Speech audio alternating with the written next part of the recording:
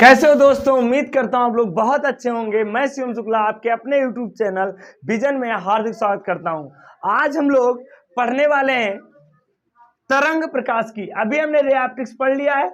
Ray optics के सारे जो डाउट्स थे, रे ऑप्टिक्स में क्या प्रॉब्लम आती थी, जिसमें हमने प्रकाश को किरण माना था, यानी किरण पुंज माना था, और उसके आधार पर हमने लेंस के बारे में पढ़ा था, लेंस मेकर के सूत्र का गणना किया था, फिर हमने प्रकाश केंद्र को अच्छे से पढ़ लिया था। लेकिन आज हम पढ़ने वाले हैं तरंग प्रकाश की, यानी इस पूरे चैप्टर में हम प्रकाश को तरंग मानेंगे। क्या मानेंगे बेटा? तरंग। अब समस्या ये आई तरंग क्या होता है। सबसे पहले एक सिद्धांत आता है न्यूटन की कणिका सिद्धांत। क्या आता है बेटा? वो थोड़ा बता दो तुम लोगों को, बहुत ही मजेदार टॉपिक है वो। न्यूटन के कणिका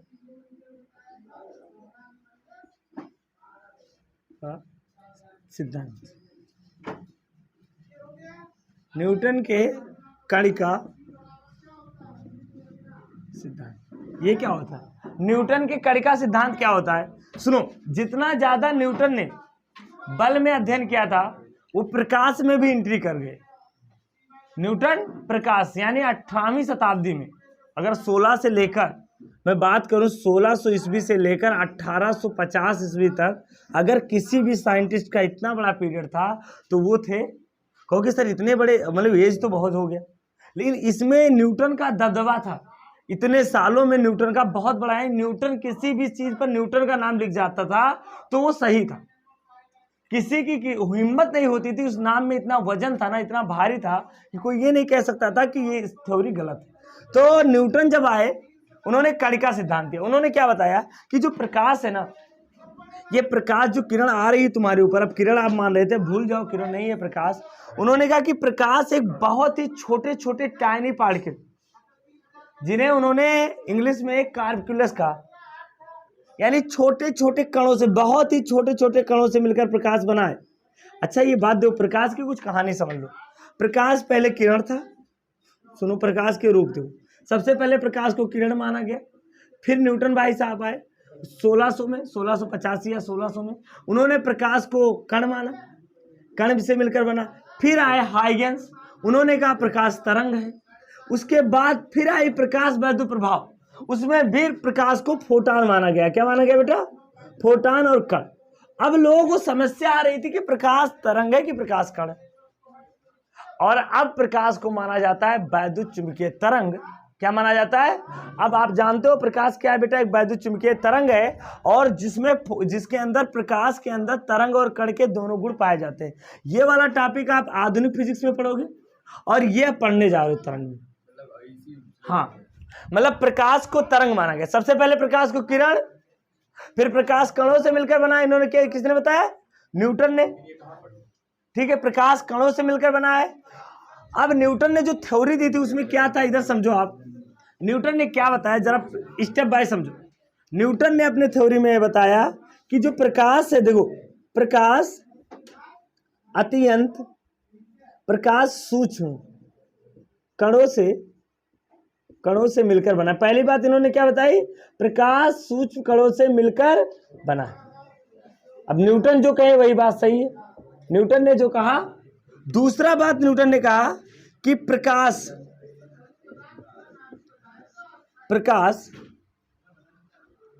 ये गलती हुई, यहीं से गलती हुई न्यूटन की।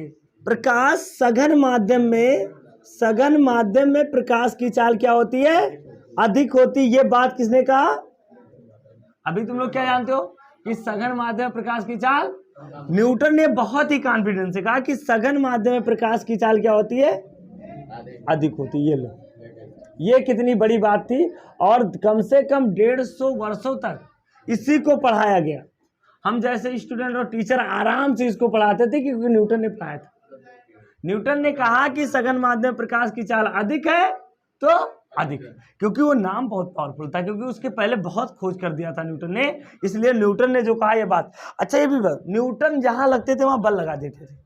अब उन्होंने इस नियम की सहायता से उन्होंने प्रकाश के परावर्तन और अपवर्तन की व्याख्या कर दी। किसी के प्रकाश के परावर्तन तथा अपवर्तन की व्याख्या कर दी इस नियम के सहायता से, अपवर्तन की व्याख्या कर दी। यानी ये जो न्यूटन का नियम था, ये प्रकाश के परावर्तन और अपवर्तन की व्याख्या की। कैसे किया इन्होंने कहा कि जैसे बॉल होता है, बॉल को जब हम दीवार पे पटकते हैं तो बॉल बैक बाउंस होता है, यानी जब बॉल ऐसे आता है किसी चिकने पदार्थ पर पड़ता है तो ये बैक बाउंस, तो बॉल भी एक कण है। उसी प्रकार जब कण आते हैं किसी अपारदर्शी पृष्ठ पर पड़ते हैं तो बैक बाउंस हो जाते हैं, यानी इन्होंने उसी एंगल पर अपवर्तन की परावर्तन की व्याख्या कर दी। इन्होंने बताया कि जिस प्रकार से ऐसे बॉल क्या है, कण, उन्होंने प्रकाश को कण माना, कण को ऐसे मैंने फेंका दीवार पे, तो जितने एंगल पे हम बॉल को फेंकेंगे, अगर इतनी एंगल पे बॉल को तो ऐसे निकलेगा, अगर इतनी एंगल पे फेंकेंगे इतना, अगर सीधा फेंकेंगे तो बॉल ये तो होता है, आप देख सकते हो ना। तो उन्होंने कहा बॉल एक कण है, वो प्रकाश एक कण है, और कण की सहायता से उन्होंने इसकी व्याख्या कर दी। दूसरा क्या आया, अपवर्तन की व्याख्या। इन्होंने क्या बताया कि ये माध्यम मान लो विरल है, मान लो विरल है, और ये माध्यम क्या है, सघन है। अब क्या हुआ, प्रकाश ऐसे आया, आराम से आ रहा था, यहां जैसे पहुंचा प्रकाश, उन्होंने क्या बताया कि इस माध्यम की तुलना में इस माध्यम में कण बहुत सघन है। बहुत सघन है तो बहुत कण होंगे, सघन मतलब इन्होंने क्या बताया कि बहुत ढेर सारे कण हैं इस माध्यम की तुलना में। इस माध्यम में और इस माध्यम में कणों की संख्या बहुत। अब जब ये प्रकाश आया तो ये सब जो न्यूटन बल लगा देते थे, उन्होंने इसमें भी बल लगा दिया। उन्होंने कहा कि इस प्रकाश जो छोटे छोटे कणों से मिलकर बना है, ये कण इसको अपनी तरफ ऐसे बल लगा। अब जब सभी कण खींचेंगे तो ये अभिलंब की ओर झुक जाएगी। ये भी व्याख्या लोगों ने मान लिया कि न्यूटन ने बताया भैया बल लग रहा है, ये कण है और उसको खींच रहे हैं, अगर खींच रहे हैं तो ये बेचारे झुक जाएंगे, यानी विरल माध्यम से जब प्रकाश सघन माध्यम में आएगी तो झुक जाएगी, यानी इसको भी इन्होंने आराम से आसानी से बता दिया। समझ गए ना, यानी अगर विरल माध्यम से आ रही है सघन में आई तो झुक गई। ये तो होता था कि प्रकाश अगर विरल से सघन में आते तो अभिलंब की ओर झुकती है, ये भी व्याख्या हो गया। और अगर सघन से विरल में जाएगी तो उल्टा लगेगा, फैल जाएगी प्रकाश, बल कम लगेगा, यानी अभिलंब से दूर हटेगी। यानी इन दोनों बातों को इन्होंने आराम से व्याख्या कर दी और न्यूटन को आराम से पढ़ाया जाने लगा। कब तक, कब तक पढ़ाया जाने लगा, 1850 तक। उसके बाद कुछ नए बच्चे आए, नए साइंटिस्ट, मतलब हाँ नए साइंटिस्ट आए और इन्होंने इस पर अध्ययन करना शुरू किया। तो एक वैज्ञानिक थे फोकाल्ट, क्या थे, फोकाल्ट, बहुत ही यंग साइंटिस्ट था फोकाल्ट। जब फोकाल्ट आए और उन्होंने प्रैक्टिकली वेरीफाई कर दिया, यानी प्रायोगिक रूप में सिद्ध कर दिया कि सघन माध्यम में प्रकाश की चाल कम हो जाती है कंपेयर टू विरल माध्यम। जब जाके उसने प्रयोग करके मशीनरी का उपयोग करके सिद्ध करके ये बताया, तब जाके न्यूटन की थ्योरी को लोगों ने फेल कर दिया, न्यूटन की थ्योरी को फेल कर दिया। अब समस्या है, न्यूटन की थ्योरी फेल होगी तो तुम लोगों के अंदर क्वेश्चन आता है, सर अब कौन सी थ्योरी लगी होगी प्रकाश के लिए, प्रकाश कण नहीं है।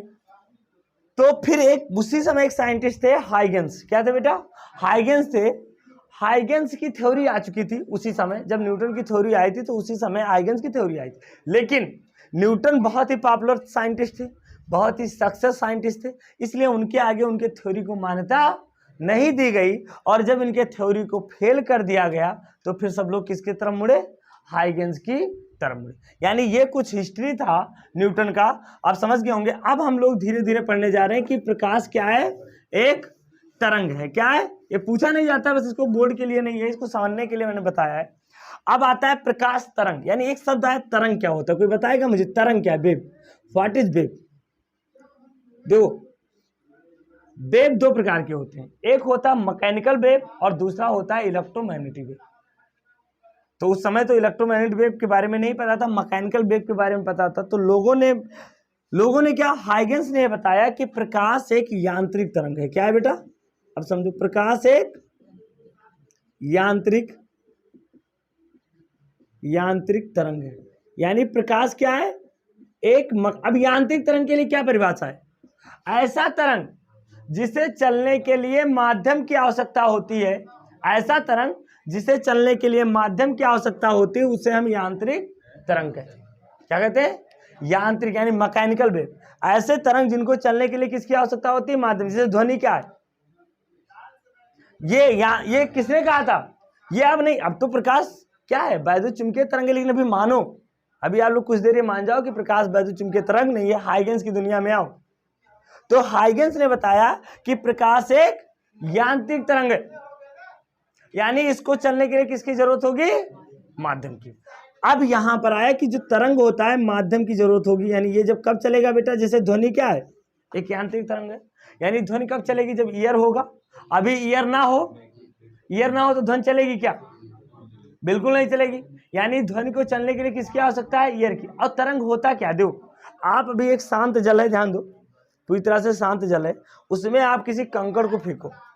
यहां पर एक शांत जल मैंने बना दिया था, ये देखो, समझो आप थोड़ा सा कि तरंग के बारे में होता कि आप लोग 11 में पढ़ के आए, बात सही है, पूरा चैप्टर ही तरंग है, और उम्मीद करता हूं कि आप बहुत अच्छे से पढ़े थे जिस तरह इंटर में पढ़ रहे हो। तो यहां पर हमने एक बॉल को फेंका। जब मैंने पानी में एक बॉल को फेंक दिया तो पहले तो ये शांत था एकदम। तुमने देखा होगा कि ऐसे ऐसे क्या होने लगता है, जैसे हम बॉल को फेंकते हैं ऐसे, तो ऐसे ऐसे निकलने लगता है, जैसे लगता है कोई चीज फैल रहा है ना। और ये कहां तक जाता है? उसके किनारों तक। तुमको क्या लगता है कि चल रहा है? क्या चल रहा था? वो जो जब मैंने फेंका तो वाटर के जो मॉलिक्यूल है वो चल रहे हैं, ये तो होता है। ऐसा लगता है वो फैल रहे हैं, पाके एनर्जी। क्या बात है, होता क्या है यहाँ पर? हमारे पास क्या थी? इस बॉल को जब मैंने फेंका तो इस बॉल में क्या थी? गतिज ऊर्जा। क्या थी बेटा? देखो, गतिज ऊर्जा थी ना। और जब ये पानी में आया तो इस बॉल ने अपनी सारी की सारी ऊर्जा यहां आसपास के वाटर मॉलिक्यूलों को दे दिया। अब ऊर्जा पा गए वाटर मॉलिक्यूल। होता नहीं अपने पृष्ठों पर जैसे ऊर्जा पाए, जैसे तुम लोग लड्डू पाते, क्या बात है, एक दूसरा हाथ भी फैला देते हो ऐसे ऐसे, मतलब जैसे ये ऊर्जा पाए तो यहाँ के मॉलिक्यूल कूदने लगे, अपना आराम से बहुत तेजी से कूदने लगे।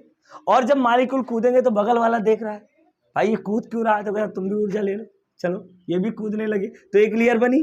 फिर बगल वाले मॉलिक्यूल को दिए, ये भी कूदने लगे, 2 लेयर बनी। फिर ऊर्जा बगल वाले मॉलिक्यूल को दिए, और ये कूद रहे हैं, मॉलिक्यूल अपनी जगह पर कूद रहे हैं, ऊर्जा बगल वाले को ऐसे। ये मॉलिक्यूल को मिला ऊर्जा, बॉल ने दिया इस मॉलिक्यूल को, ये मॉलिक्यूल ऊर्जा पाए, बगल वाले को दिया, बगल वाला भी कूदने लगा, उसने बगल वाले को दिया, बगल। ये कब तक जाएगा? जब तक पानी खत्म, यानी किनारों पर जाके फिर टकरा के एनर्जी लॉस हो। यानी यहाँ पर हो क्या रहा है? मेनली पार्टिकल नहीं चल रहे, यहाँ ऊर्जा का ट्रांसफर हो रहा है। ये ऊर्जा इसको दिया गया, इस बॉल ने यहाँ पर ऊर्जा दी, ये बॉल बगल वाले को, और ये ऐसे। यानी आप कहोगे प्रकाश जो वेव है वो एक विक्षोभ है। क्या है बेटा? डिस्टरबेंस। तरंग क्या है? एक डिस्टरबेंस, यानी एक विक्षोभ है जो ऊर्जा को माध्यम के कणों की सहायता से संचरित करता है। यानी तरंग जब चलता है तो ऊर्जा चलती है। क्या चलती है बेटा? ऐसे। ये आपको क्या है, ये जो ये ग्राफ बना हुआ है, ये वाला ऐसे बना हुआ, इसको भी मैं समझाऊंगा कि आखिर होता क्या है, बहुत अच्छे से आपको समझ में आ जाएगा। 11 में पढ़े होते तो अब तक समझ में आ जाता है, इसको बताने की जरूरत। तो प्रकाश जब मैंने यहां पर दिया तो तरंग आज से क्या है बेटा? तरंग जो एक डिस्टरबेंस है, यानी एक प्रकार का विक्षोभ है, जिसकी सहायता से क्या होता है? ऊर्जा का स्थानांतरण होता है। ऊर्जा का क्या होता है बेटा? ट्रांसफॉर्मेशन होता है, मतलब एक दूसरे से दूसरे बिंदुओं तक ऐसे स्थानांतरित होता है। चलो ठीक है, ऊर्जा का क्या होता है? हाँ पूछो, ऊर्जा का क्या होता है? स्थानांतरित। पहले इसने बगल वाले को दिया, फिर इसने बगल वाले को दिया, फिर इसने बगल वाले को, यानी ऐसे ऊर्जा बढ़ती जाती है और माध्यम के कण उसको ऊर्जा को देते रहते। अब तुम ही बताओ, अगर कण नहीं होते तो क्या ऊर्जा बढ़ती? कण नहीं होते तो ऊर्जा, तो यांत्रिक तरंग के लिए कण का होना यानी माध्यम का होना जरूरी है। और इन्होंने क्या कहा कि प्रकाश एक यांत्रिक तरंग है। अरे भाई साहब, तो वहां के भी लोग थे, उन्होंने भी बोला भैया हाइगेंस साहब आपकी बात में मान लेता हूं, न्यूटन साहब फेल हुए तो इसलिए आपका जलवा है। अच्छा ये बता दो आप, अगर प्रकाश यांत्रिक तरंग है तो जो पृथ्वी और सूर्य है ना, इसके बीच में एक ऐसी भी एरिया जहां कुछ भी नहीं। अब बोलो बोलो प्रकाश आया कैसे? अगर आपने कहा प्रकाश यांत्रिक तरंग, हम लोग मान ही लेते हैं। आपने कहा तुम्हारी बात सर्वोपरि है हाइगेंस साहब, आपकी बात मानी जाएगी, लेकिन इतना मुझे बताओ कि सन से लेकर अर्थ तक प्रकाश आया कैसे? क्योंकि बीच में तो निर्वात है और निर्वात में तो यांत्रिक तरंग चलेगी नहीं। तो हाइगेंस भी कमजोर थोड़े थे, उन्होंने कहा रुको, मेरे नियम को मानने के लिए कुछ शर्तें मैं और बताता हूं आगे। उन्होंने कहा कि इस पूरे ब्रह्मांड में एक ऐसा मीडियम है जो सभी जगह पाया जाता है, निर्वात में पाया जाता है। उन्होंने कहा एक ऐसा मीडियम है ईथर, क्या है बेटा, ये वो वाला ईथर नहीं है जो आप कंपाउंड में पढ़ते हो, ऑर्गेनिक कंपाउंड, वो नहीं है। इन्होंने नाम दिया, इन्होंने कहा कि पूरे ब्रह्मांड में, देखो हाइगेंस ने किस तरह से लोगों को चूतिया बनाया, आराम से प्यार से चूतिया बनाना कोई हाइगेंस से सीखे। अब तो तुम लोग जानते हो हाइगेंस की बातों को गलत अभी मान लिया जाएगा, लेकिन कुछ देर तक आप हाइगेंस को मानोगे। हाइगेंस ने कहा कि पूरे ब्रह्मांड में एक ऐसा माध्यम है ईथर, और उस माध्यम में ईथर इतना वो है इलास्टिसिटी, यानी ईथर की जो इलास्टिसिटी है वो सबसे ज्यादा, यानी प्रत्यास्था उसकी सबसे ज्यादा। एक फार्मूला आपने 11 में पढ़ा होगा, B बराबर √E/D, पढ़े हो ना सर, फर्स्ट ईयर की बात नहीं करो प्लीज सर। E क्या है, E है प्रत्यास्था, D क्या है घनत्व, और B क्या है वेग। हाइगेंस ने बताया कि एक ईथर ऐसा माध्यम है जो पूरे विश्व में क्या है बेटा, व्याप्त है, और सभी पदार्थों से वो पास हो सकता है। मतलब उसके कण बहुत छोटे छोटे हैं ईथर माध्यम के, और उसके जो कण है वो द्रव्यमान ही है, मतलब उनका कोई अपना द्रव्यमान नहीं है, और वो बहुत छोटे छोटे, लेकिन उनके अंदर इलास्टिसिटी सबसे ज्यादा पाई जाती है, मतलब प्रत्यास्था उनके अंदर बहुत ज्यादा है, और उनका जो घनत्व है वो बहुत कम है। अब तुम्हें लोग बताओ, अगर घनत्व कम होगा, प्रत्यास्था ज्यादा होगा, तो B का मान क्या होगा, बहुत बहुत ज्यादा होगा। उन्होंने कहा कि प्रत्यास्था बहुत बहुत ज्यादा है, घनत्व बहुत बहुत बहुत कम है, तो वेग क्या होगा, इसीलिए प्रकाश की चाल सबसे अधिक। अब लोगों ने कहा हाँ भाई कुछ तो इसमें दम है, कितना आराम से बता दिया कि प्रकाश सबसे तेज चलता है, और माध्यम ईथर है, इसलिए प्रकाश एक यांत्रिक तरंग है, यानी ईथर में चलता है।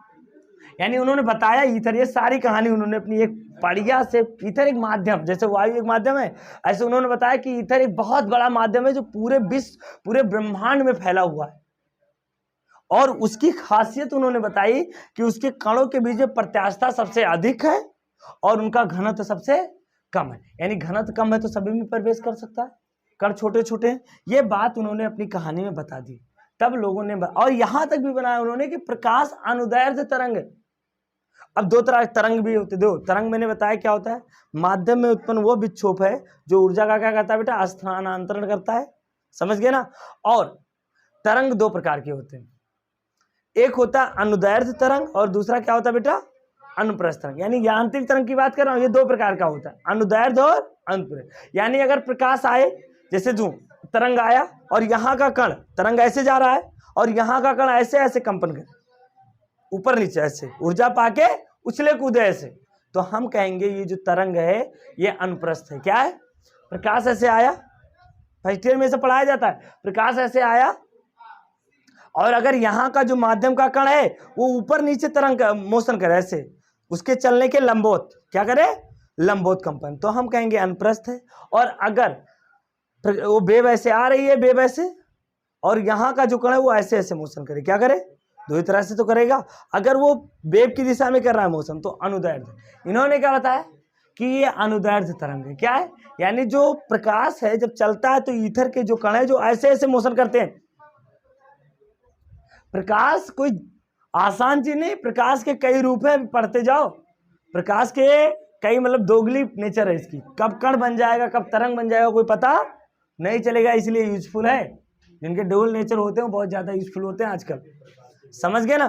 तो प्रकाश, उन्होंने क्या बताया कि प्रकाश एक अनुप्रस्थ तरंग है, ये कहानी उन्होंने बता दी। ठीक है, अब इन सारी बातों को हम थोड़ा लिख लेते हैं। ठीक है बेटा, चलो इधर ध्यान दो।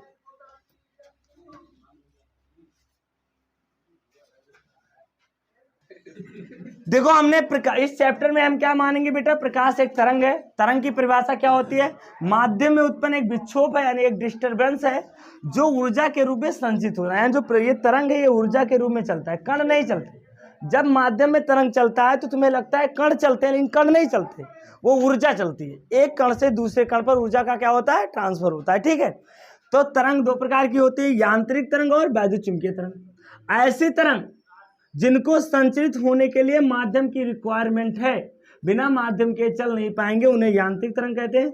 और ऐसी तरंग जिनको चलने के लिए माध्यम नेसेसरी नहीं है, उसे वैद्युत चुंबकीय तरंग है। आज ये ज्ञात हो चुका है कि प्रकाश एक वैद्युत चुंबकीय तरंग है जिसे चलने के लिए माध्यम की आवश्यकता नहीं हो। ये बात आप जानते हो, लेकिन अब तुम इसको नहीं मानोगे कुछ देर के लिए। जब तक हाइगेंस को पढ़ोगे तब तक प्रकाश को आप वैद्युत चुंबकीय तरंग नहीं मानोगे, क्योंकि हाइगेंस का हम लोग सम्मान करेंगे। अनुदैर्घ्य तरंग क्या है? ऐसा तरंग जिसके चलने से जो माध्यम के कण है, अगर तरंग आया और माध्यम के कण उसके लंबवत उसके दिशा में कंपन करे, यानी ऐसे तरंग जा रहा है और कण ऐसे ऐसे, जैसे कण गया और जैसे तरंग आया, चलो मैं कण हूं तो मैं ऐसे ऐसे कंपन करूं, तो ये क्या हुआ? ये हमारा अनुदैर्घ्य है। और अगर प्रकाश आया और ऐसे ऐसे कंपन किया तो अनुप्रस्थ है। यानी प्रकाश जा रहा है, उसके लंबवत करेंगे तो अनुप्रस्थ होगा, और अगर उसके दिशा में करेंगे तो अनुदैर्घ्य होगा। ये तरंग के बारे में कुछ बातें थी जो 11th में पढ़ाई जाती है। अब हम लोग हाइगेंस के सिद्धांत को पढ़ने जा रहे हैं, ठीक है। तो उसके पहले एक छोटा सा टॉपिक आता है जो एक अलग है, नया, तरंगार। क्या होता है बेटा? तरंगार। हिंट डालो, तरंगार। चलो,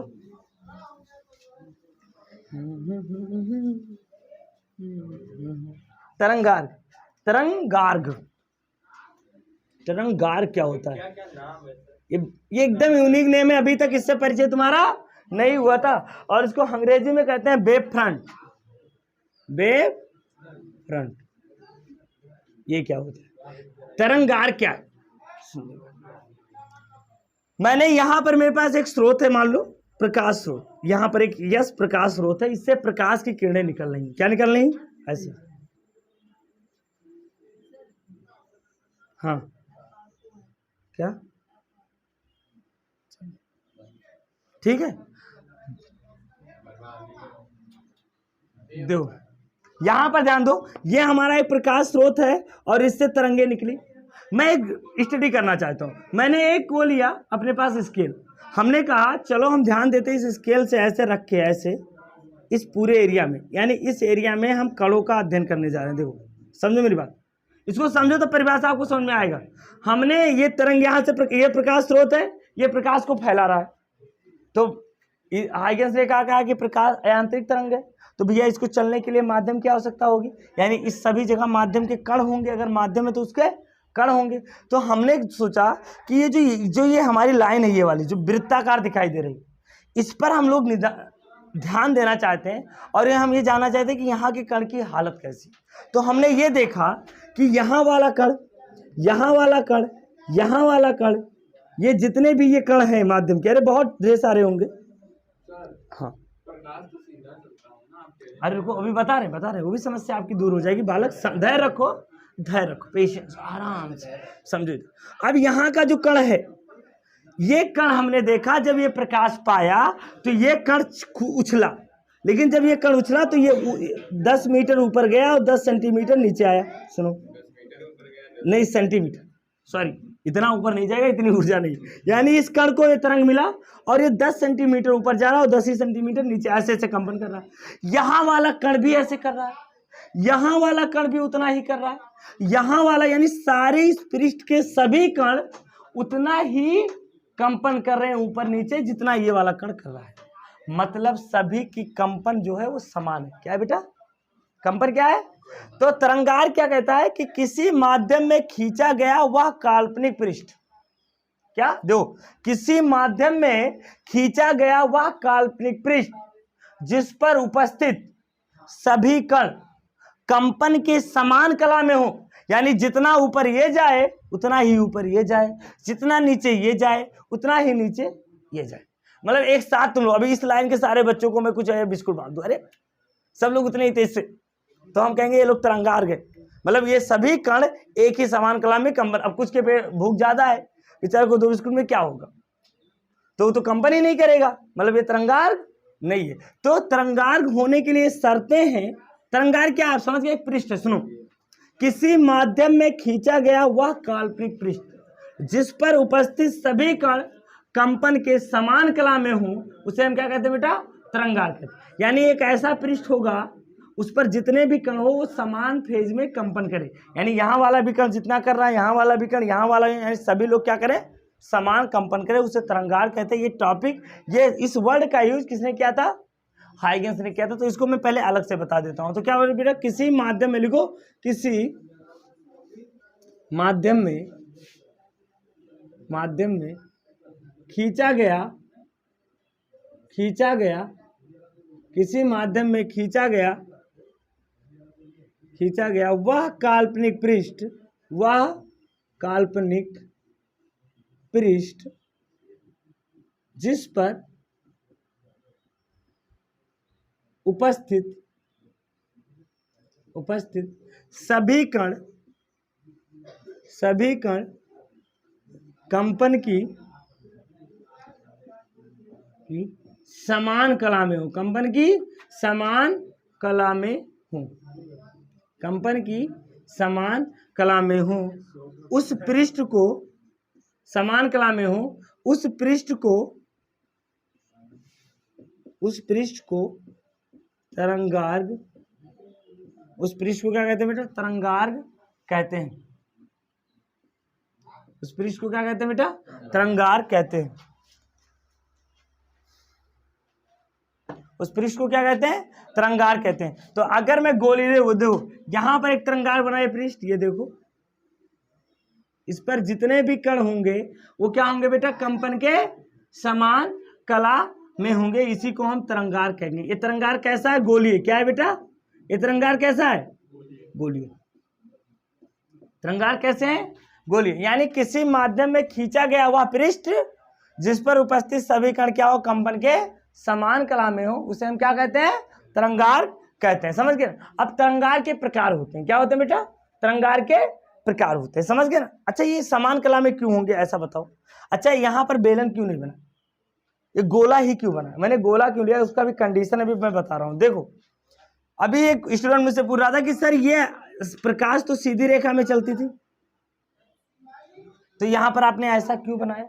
समझो, जो प्रकाश है ना बेटा, प्रकाश, इसकी जो तरंगदैर्घ्य है 4000 एंगस्ट्रॉम से 8000 एंगस्ट्रॉम के बीच में, यानी बहुत छोटा है। तो तरंगदैर्घ्य बहुत छोटा है, तो जो प्रकाश जब दो अगर ऐसा चलेगा तब तो रेखीय नहीं होगा। प्रकाश जो है उसका तरंगदैर्घ्य छोटा होने के कारण ये देखो, मतलब ये इतना छोटा इसका लगता है कि हमें दूर से देखने पे क्या लगता है? रेखीय। इसीलिए हम कहते हैं जो प्रकाश है वो सरल रेखा में गति करता है। वैसे प्रकाश सरल रेखा में गति करता नहीं, लेकिन इसकी जो आयाम और वो जो तरंगदैर्घ्य इतना कम है कि इसलिए क्या होता है? सरल रेखा में गति करता है। अब जैसे देखो मेरी बात, मेरा हाथ एक तो ऐसे ऐसे उठ और एक ऐसे, तो दोनों, तो प्रकाश जो ध्वनि के केस में तो वो ऐसे यहां से शुरू हुआ है, लेकिन प्रकाश के केस में होता नहीं कि धीरे धीरे। समझ रहे हो ना? नोट कर लो इसको। चलो, हाँ, पर देखो, गोलीय तरंगार, यानी तरंगार के प्रकार क्या होते हैं? कितनी आकृति होती है? तरंगार की 3 आकृति होती है। अगर प्रकाश स्रोत बिंद आकार का हो, इधर समझो, अगर प्रकाश स्रोत बिंद आकार का हो तो उससे जो बनने वाला तरंगार है वो क्या होगा बेटा? गोलीय होगा। यानी गोलीय तरंगार का निर्माण वो कैसे? देखो मेरी बात सुनो, यहां से प्रकाश चला, माध्यम समान है, मान लो माध्यम समान है, तो माध्यम समान है तो इसमें सभी जगह प्रकाश की चाल क्या होगी? समान होगी। मैंने माना कि इस पॉइंट पर, सुनो, इस पॉइंट पर प्रकाश को जाने में टी टाइम लगता है। क्या लगता है? समझो। और यहां पर प्रकाश की चाल बी है। क्या है बेटा? टी टाइम लगता है बी, तो ये दूरी क्या हो जाएगी? बीटी। दूरी क्या हो जाएगी? तो यहां की भी दूरी क्या हो जाएगी? बीटी। यहां की दूरी भी हो जाएगी बीटी, यहां की दूरी बीटी। अरे मानते चलो, थोड़ा सा आगे पीछे हो सकता है, चलता रहता है थोड़ा ऐसे। मतलब सभी का अगर टी समय में पूछूं कि यहां से निकलना वाला प्रकाश इन सभी बिंदुओं पर एक साथ पहुंचा कि नहीं पहुंचा, अगर एक साथ पहुंचेगा तो इसके पास जो ऊर्जा होगी वो सभी को एक साथ देगा कि नहीं देगा? अगर एक साथ देगा तो यहाँ के जितने भी कण हैं वो एक समान रूप से कंपन करेंगे कि नहीं करेंगे? क्योंकि समान ऊर्जा पाएंगे तो कोई दिक्कत नहीं, सब खुशी होगी। तो यहाँ का जो तरंगा, ये देखो, अगर मैं इस पर एक पृष्ठ खींचूं, मेरे बच्चों गोला बनाना, इस पर अगर मैं पृष्ठ खींचूं और यहाँ पर जितने भी कण होंगे, तुम ही लोग बताओ, जितने भी कण होंगे वो कंपन के समान कला में होंगे कि नहीं होंगे? और हम चाहते क्या है कि ये लोग कंपन की समान कला में हो, हमारे सारे बिगड़े बच्चे समान नंबर लाए। ये कभी पूरा होगा क्या? तरंगार कभी बनेगा क्या? क्लास में बन ही नहीं सकता। कसम। अच्छा ये बताओ, अगर मैं एक और तरंग वृत्त खींचूं, ये देखो, ये कितने तरंगार्ग हैं? इन सभी पर क्या होंगे?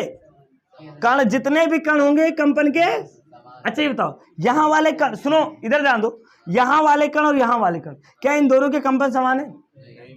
लेकिन यहां का और यहां का, यहां का और यहां का समान है। तो ये पहला तरंगार्ग है, ये द्वितीय तरंगार्ग है, ये उसके बाद में आने वाले तरंगार्ग है। तो पहले तरंगार्ग बनता है, उसके बाद भी कई तरंगार्ग। ऐसे क्या होता है, देखो ऐसे प्रकाश फैलता है।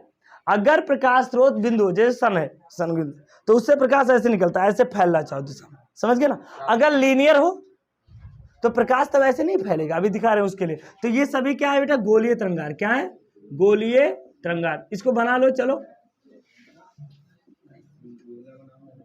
तरंगार्ग क्या होता है? किसी माध्यम में खींचा गया वह काल्पनिक पृष्ठ जिस पर उपस्थित सभी कण कंपन के समान कला में होते, उसे क्या कहते हैं? तरंगार्ग कहते हैं। इसको बना लो, बना लो। चलो,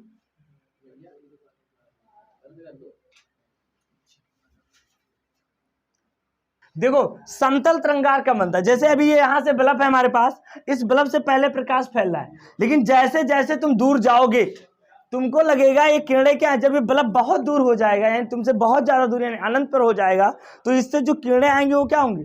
समांतर होंगी। क्या होंगी? और अगर किरणें समांतर होंगी तो तरंगार्ग कैसा बनेगा? इधर ध्यान दो। अगर किरणें समांतर आ गई, सपोज यहां पर देखो किरणें ऐसे समांतर आ रही हैं ऐसे, तो अब जो प्रकाश स्रोत बनेगा वो क्या बनेगा? समतल बनेगा। क्या बनेगा? ये कैसा तरंगार्ग है? अरे दूरी बढ़ने पर समांतर हो जाती किरणें, पहले फैल रही थी ऐसे, तो जैसे दो पैराक्सियल, पहले तो होती है पैराक्सियल, जैसे ये दोनों किरण है, ये समय ये दोनों क्या है? पैराक्सियल। धीरे धीरे ये बढ़ती जाएंगी, तुम्हें बताओ, जैसे जैसे ये धीरे धीरे, जैसे जैसे दूरी बढ़ती जाएगी ये दोनों किरणें क्या हो जाएंगी? यानी अनंत से आने वाली प्रकाश की किरणें हमेशा क्या होती है? समांतर होती है। और प्रकाश स्रोत है कहाँ? तुम्हें पता? जब तुम्हें पता ही ना प्रकाश स्रोत कहाँ है तो क्या होता है? अनंत होता है। तो अनंत जो तरंग, अब इस पर जितने भी कण होंगे, देखो मेरी बात सुनो, यहाँ के कण को ध्यान से देखो, यहाँ के, ये एक संपृष्ठ है, यहाँ के जो कण है तो सबको प्रकाश बराबर मिला तो बराबर उछलेंगे, यहाँ वाले भी बराबर उछलेंगे, यहाँ वाले, यानी अपने तल के सभी कण क्या होंगे? बराबर उछलेंगे। तो कैसा तरंगार्ग बनेगा? समतल। ये तो क्या बना? समतल तरंगार्ग। क्या है? समतल तरंगार्ग, प्लेन। ये क्या है? प्लेन वेव फ्रंट है। क्या है? प्लेन वेव फ्रंट है। चलो इसको बना लो, बनाओ।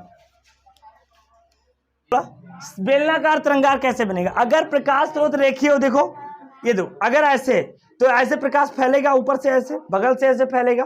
यानी अगर मैं कहूं कि इस पूरे एरिया में देखो ऐसे प्रकाश फैल रहा है, इधर ऐसे जा रहा है चारों तरफ 3D में, मतलब ये तार है, ये रेखीय, ऐसे प्रकाश फैला, ऊपर से ऐसे, बगल से ऐसे, यानी इधर इधर इधर इधर इधर फैल रहा है। तो अब तरंगार्ग कैसा होगा? तो तरंगार्ग अगर बेलनाकार बनाएंगे तभी सभी कण कंपन के समान कला में होंगे। तो अब तरंगार्ग कैसा बनेगा? बेलनाकार। यानी प्रकाश स्रोत अगर रेखीय होगा तो तरंगार्ग क्या होगा? बेलनाकार होगा। ऐसा क्यों? क्योंकि अभी ध्यान दो, ये देखो, अगर मैं इसको बेलन ऐसे बना लूं, ऐसे सपोज कुछ देर के लिए मान लो, ये देखो, ये मान लो मैंने बेलन बना लिया, इधर समझो ये बेलन। अब यहां से जो प्रकाश स्रोत है, फटेगा नहीं, कभी परेशान ना हो, ये प्रकाश स्रोत ऐसे निकल रहा है, तो ये सभी तलों पर सेम पहुंचेगा कि नहीं पहुंचेगा? अगर प्रकाश स्रोत रेखीय है तो इन सभी तलों पर सेम पहुंचेगा कि नहीं पहुंचेगा? यानी कण एक साथ सभी को मिलेगा कि नहीं मिलेगा? तो इस एरिया के जितने भी कण है, इस एरिया के जितने भी कण है, इस एरिया के, यानी सभी को एक साथ ऊर्जा मिलेगी, तो एक साथ कंपन करेंगे। और तरंगार्ग का परिभाषा क्या है? कि जितने भी कण हो वो कंपन के समान कला में होने चाहिए। तो एक ऐसा तरंगार्ग है बेलनाकार तरंगार्ग। तो तरंगार्ग कितने प्रकार के होते हैं बेटा? गोलीय तरंगार्ग कब बनता है? जब प्रकाश स्रोत बिंदु आकार का हो या गोलीय हो, तो गोलीय तरंगार्ग बनेगा। अगर प्रकाश स्रोत अनंत पर स्थित हो तो समतल तरंगार्ग बनेगा। अगर प्रकाश स्रोत रेखीय हो तो जो तरंगार्ग बनेगा वो बेलनाकार बनेगा। तरंगार्ग क्या है?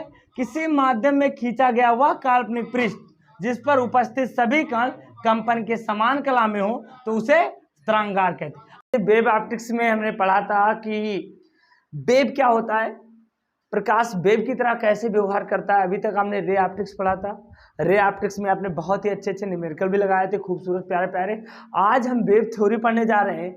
वेव ऑप्टिक्स में मैंने एक लेक्चर हम लोग कंप्लीट कर चुके हैं, जिसमें हमने इंट्रोडक्शन ऑफ वेव क्या होता है, तरंगार क्या होता है, एक शब्द आएगा, एक नया शब्द आता है तरंगार, व्हाट इज वेव फ्रंट, जो एक नई वर्ड थी उसको भी मैंने अच्छे से समझाने की कोशिश की थी। और आज हम हाइगेंस के खूबसूरत सिद्धांत का, जो बोर्ड के लिए बहुत ही इंपॉर्टेंट है और कंपटीशन के लिए भी बहुत ही अच्छा इंपॉर्टेंट है, तो आप लोग पूरे वीडियो को बहुत अच्छे से देखना। और हम ध्यान देते हैं कि ये होता क्या है, आखिर हाइगेंस का द्वितीयक तरंगाओं का सिद्धांत क्या है। तो इधर ध्यान दो और अपने सारे काम छोड़ दो, पढ़ाई पर ध्यान दो। तो दोस्तों देखते हैं इधर, हाइगेंस का द्वितीयक तरंगाओं का सिद्धांत। हाइगेंस का सिद्धांत क्या था, हमने आपको बताया था जब न्यूटन के कैलकुलस थ्योरी फेल हो गई, न्यूटन की कणिका सिद्धांत फेल हो गई, तो फिर हाइगेंस आए।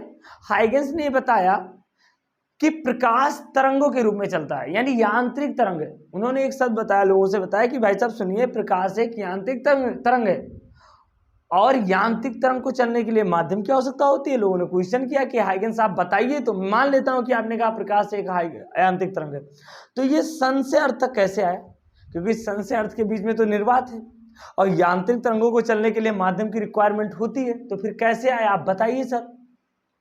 तो जब उन लोगों ने उनसे पूछा तो उन्होंने बताया, सुनिए, उन्होंने कहा पूरा जो यूनिवर्स है, पूरा जो ब्रह्मांड है, ये एक तरंगों से व्याप्त है, एक मीडियम से बना हुआ है जिसे ईथर कहते हैं। क्या कहते हैं? ईथर। इन्होंने कहा पूरा का पूरा जो हमारा ये है यूनिवर्स, ये सर्वव्यापी माध्यम, सार्वत्रिक माध्यम ईथर का बना हुआ है।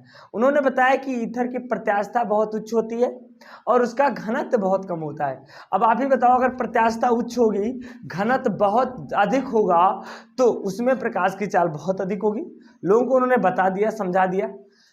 फिर उन्होंने बताया कि प्रकाश यांत्रिक तरंगों के रूप में चलता है और ये वेव फ्रंट के रूप में आगे आगे बढ़ता है, तरंगार। तो हाइगेंस के द्वितीयक तरंगाओं का सिद्धांत क्या है, इधर ध्यान दो। पहला पॉइंट क्या है, उन्होंने बताया जब प्रकाश तरंगे माध्यम में चलती हैं, संचरित होती हैं, तो माध्यम के कण कंपन करने लगते हैं। माध्यम में खींचा गया वह पृष्ठ, 3D पृष्ठ, जैसे ये माध्यम है, माध्यम में तरंग आई, तो जैसे यहाँ से तरंग निकली प्रकाश, तो यहाँ के कण ऐसे ऐसे कंपन करने लगे, ऐसे ऐसे बढ़ने लगे, ऐसे ऐसे। तो यहाँ का कण आया, ऊर्जा पाया, मुझे ऊर्जा मिल गई, बगल वाले को दिया, बगल वाला तीसरे को दिया, ऊर्जा पाके ये लोग, भाई तरंग में ऊर्जा का संचरण होता है, कण नहीं जाते हैं। माध्यम के कण अपनी जगह को नहीं छोड़ते हैं बेटा, केवल ऊर्जा का ट्रांसफर होता है। यहां से कण, यहां से ऊर्जा आया, ये कण खड़ा, ये सारे कण लाइन में खड़े थे, यहाँ के कण कंपन करने लगे, ये वाले बगल वाले को ऊर्जा दिया, बगल वाला भी कंपन करने लगा, बगल वाले दूसरे को, यानी ऐसे ऐसे बढ़ता रहता है ऊर्जा, उसी को हम तरंग करते हैं। तरंग एक प्रकार का डिस्टर्बेंस है जो ऊर्जा के रूप में संचरित होता है, समझ गए ना। तो इन्होंने बताया जब प्रकाश माध्यम में चलते तो प्रकाश एक ऊर्जा है, तो ये ऊर्जा माध्यम के कण को देती है, तो माध्यम के कण कंपन करने लगते हैं। तो इन्होंने कहा माध्यम में खींचा गया वह पृष्ठ, वह काल्पनिक पृष्ठ जिस पर उपस्थित सभी कण कंपन के समान कला में हो, यानी ये अगर मैं एक पृष्ठ ऐसे खींच लूं तो इस पृष्ठ में जितने भी कण हो सब 5 मीटर ऊपर 5 मीटर नीचे कंपन करें, यानी सभी लोग कंपन के समान कला में हो, तो उसे तरंगार या वेव फ्रंट कहते हैं, समझ गए ना।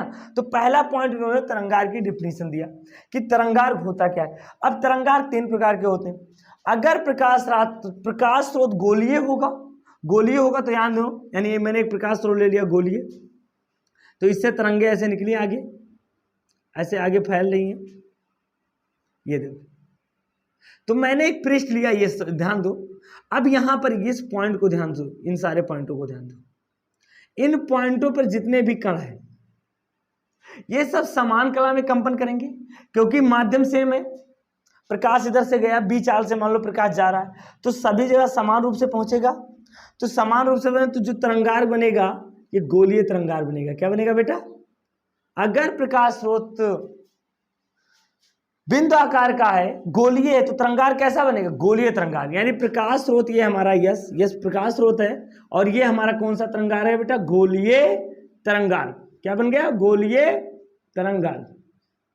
दूसरा पॉइंट उन्होंने बताया कि अगर प्रकाश स्रोत रेखीय हो, प्रकाश स्रोत नहीं सॉरी, अगर प्रकाश स्रोत अनंत पर हो तो तुम ही बताओ अनंत से आने वाली किरणें कैसी होती है? समांतर होती है ना। जैसे ये बल्ब है, ये बल्ब, इस बल्ब से यहाँ ध्यान दो, इस बल्ब से प्रकाश निकला है, ऐसे प्रकाश ऐसे फैल रहा है, तो ऐसे फैलेगा तो दूर दूर जाते जाते जाते जाते, जैसे यहाँ से दो तरंगे ऐसे निकली, ये देखो यहाँ से ऐसे फैली, ये देखो ये पैरेलल हो गई ना। यानी जो प्रकाश स्रोत अगर अनंत पर होगा, जो जो प्रकाश तरंगे आएंगी वो कैसी आएंगी? सभी की सभी तरंगे समांतर आएंगी, यहाँ ध्यान दो। तो जब समांतर आएंगी तो जो तरंगार्ग बनेगा वो कैसा बनेगा बेटा? समतल बनेगा। यानी कैसा तरंगार्ग बनेगा? समतल, समतल तरंगार्ग। यानी अगर प्रकाश स्रोत अनंत पर होगा तो कैसा तरंगार्ग बनेगा? समतल तरंगार्ग। तीसरा इन्होंने बात बताया कि अगर प्रकाश स्रोत रेखीय हो, क्या हो बेटा? रेखीय हो। प्रकाश स्रोत अगर रेखीय हो, ये देखो सपोज ये हमारा कोई प्रकाश स्रोत है, ये प्रकाश स्रोत, तो प्रकाश स्रोत अगर रेखीय होगा तो ऐसे प्रकाश ऐसे फैलेंगे, ऐसे चारों दिशाओं में। अगर प्रकाश स्रोत रेखीय होगा तो तरंगार्ग कैसा बनेगा? बेलनाकार बनेगा। ये कैसा तरंगार्ग है? बेलनाकार। इसको हमने बहुत ही अच्छे से पहले वीडियो में देख लिया था, मैंने पहले टॉपिक अभी आगे पढ़ा चुका हूं कि तरंगार्ग बेलनाकार कैसा होता है, तो हमने इस चीज को बहुत ही अच्छे से स्टडी कर लिया था। अब यहां पर ध्यान दो, तरंगार्ग 3 प्रकार के होते हैं आकृति के हिसाब से। कौन कौन? अगर प्रकाश स्रोत बिंदु आकार का होगा तो तरंगार्ग गोलीय होगा। अगर प्रकाश स्रोत अनंत पर स्थित है तो तरंगार्ग समतल होगा। और अगर प्रकाश स्रोत बेलनाकार, वो प्रकाश स्रोत अगर रेखीय होगा तो तरंगार्ग क्या होगा? बेलनाकार। तो पहला जो सिद्धांत है उसमें उन्होंने तरंगार्ग के बारे में बताया हाइगेंस ने। अब दूसरा पॉइंट क्या है, इधर ध्यान दो। वो कहते हैं कि जो तरंगार्ग होता है वो प्रकाश के चलने की दिशा के सदैव लंबवत होता है। यानी अगर प्रकाश ऐसे जा रहा है, देखो ध्यान दो, अगर प्रकाश ऐसे जा रहा है ऐसे, तो तरंगार्ग ऐसे बनेगा, समतल। यानी प्रकाश और तरंग सदैव क्या होते हैं? दूसरे के लंबवत होते हैं। समझ गए ना? यानी प्रकाश के चलने की दिशा और तरंगार्ग का पृष्ठ जो होता है सदैव क्या होता है? लंबवत होता है। मतलब ये समझो, यहां पर ध्यान दो कि हमारे पास कोई प्रकाश ऐसे जा रहा है, ये बहुत ढेर सारे प्रकाश ऐसे जा रहे हैं, तो जो तरंगार्ग बनेगा, ये देखो, ये देखो, तरंगार्ग सदैव क्या होगा बेटा? पृष्ठ के लंबवत होना। यानी ये प्रकाश संचरण की दिशा है, प्रकाश संचरण की दिशा। तो प्रकाश संचरण की दिशा है तो तरंगार्ग कैसा होगा? लंबवत होगा। हमेशा इस बात को आपको ध्यान देना है कि जो तरंगार्ग बनेगा वो हमेशा जो पृष्ठ होगा, ये देखो ऐसे प्रकाश ऐसे जा रहा है और पृष्ठ ऐसा बना है, तो हमेशा क्या होता है? प्रकाश के चलने की दिशा के लंबवत तरंगार्ग बनता है। ठीक है बेटा, इतना नोट करो आप लोग, जल्दी जल्दी नोट करो, इतना ध्यान दो बेटा। तीसरा पॉइंट बहुत ही इंपॉर्टेंट, इसमें बच्चे कंफ्यूज हो जाते हैं कि सर क्या कह रहा है, तरंगार्ग की थ्योरी क्या कह रहा है। देखो, जब तुम अपनी सबसे फेवरेट चीज खो दोगे, सेक्रीफाई कर दोगे, और तब तुम्हें पढ़ने का मन करे, समझ रहे हो ना?